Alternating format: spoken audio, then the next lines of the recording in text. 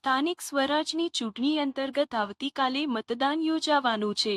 ગાંધીનગર તાલુકા પંચાયતના મતદાન માટેની તમામ તૈયારી પૂર્ણ કરી દેવાઈ છે. 224 મતદાન મથકો પર ઈવીએમ, મતદાન સ્ટાફ અને મતદાન સામગ્રી રવાના કરવામાં આવી છે. 29 મતદાન મથકો પર પોલિંગ સ્ટાફ સાથેની બસો રવાના કરાઈ છે. નગર તાલુકા પંચાયતની 28 બેઠકો માટે આવતીકાલે મતદાન યોજાશે. સવારે 6 વાગ્યે મોકપોલ બાદ 7 વાગ્યે મતદાન શરૂ થશે.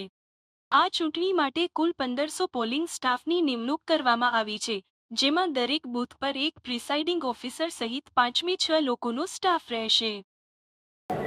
ગાંધીનગર તાલુકા પંચાયતની સામાન્ય ચૂંટણીઓ આવતીકાલ માટે મતદાન થવા જઈ રહ્યું છે.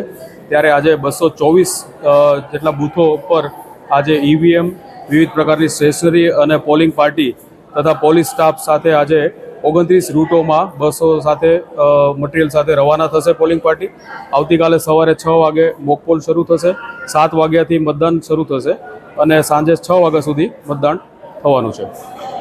તાલુકા પંચાયતની કેટલી સીટો પર અહીંયા મતદાન? જી, ટોટલ કુલ 28 બેઠકો છે તાલુકા પંચાયતની. એના માટે આવતીકાલે મતદાન થવા જઈ રહ્યું છે. કયા ગામમાં? ગાંધીનગર તાલુકાના તમામ ગામો છે, જે ગ્રામ્ય વિસ્તાર છે, એમાં આ તાલુકા પંચાયતની ચૂંટણી થવા જઈ રહી છે. 58 ગામોમાં તાલુકા પંચાયતની 28 બેઠકો માટે ચૂંટણી થઈ રહી છે. અહીંથી કયા પ્રકારની કામગીરી આવી ગયું છે? કેટલો સ્ટાફ રોકવામાં આવશે? કુલ અત્યારે 1500 જેટલો કુલ ચૂંટણી સ્ટાફ અત્યારે રોકાયેલો છે.